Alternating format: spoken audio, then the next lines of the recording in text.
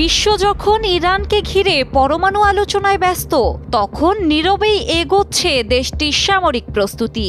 দৃশ্যপটে নেই, কিন্তু গভীরেই চলছে পরিকল্পনা। সম্প্রতি সামনে এসেছে এমন এক তথ্য যা বিশ্ব নিরাপত্তা বিশ্লেষকদের ঘুম হারাম করে দিয়েছে। ইরান গোপনে ব্যালিস্টিক ক্ষেপণাস্ত্র তৈরির উপকরণ আমদানি করছে, তাও আবার এশিয়া থেকেই।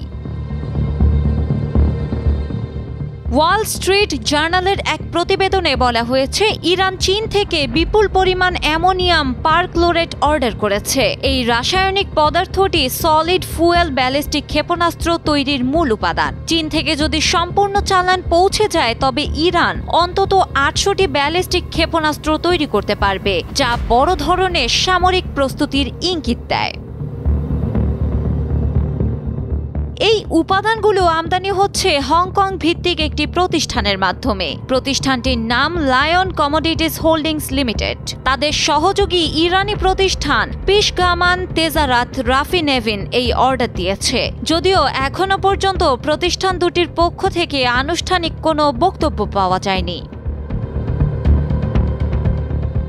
বিশ্লেষকরা আশঙ্কা করছেন, এই উপাদান শুধু ইরানেই সীমাবদ্ধ থাকবে না।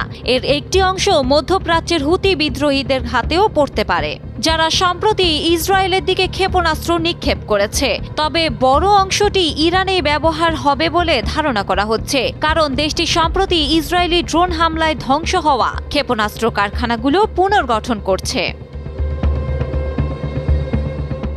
চীন এ বিষয়ে প্রকাশ্যে বলেছে, তারা এমন কোনো চুক্তির বিষয়ে অবগত নয়। তবে তাদের দাবি, চীনের রপ্তানি আইন কঠোরভাবে আন্তর্জাতিক মান মেনে চলে এবং তারা সবসময় দায়িত্বশীল আচরণ করে।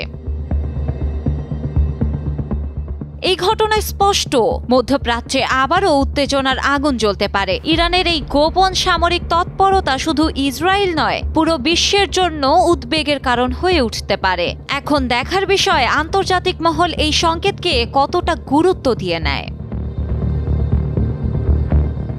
ডেস্ক রিপোর্ট, সময়ের আলো।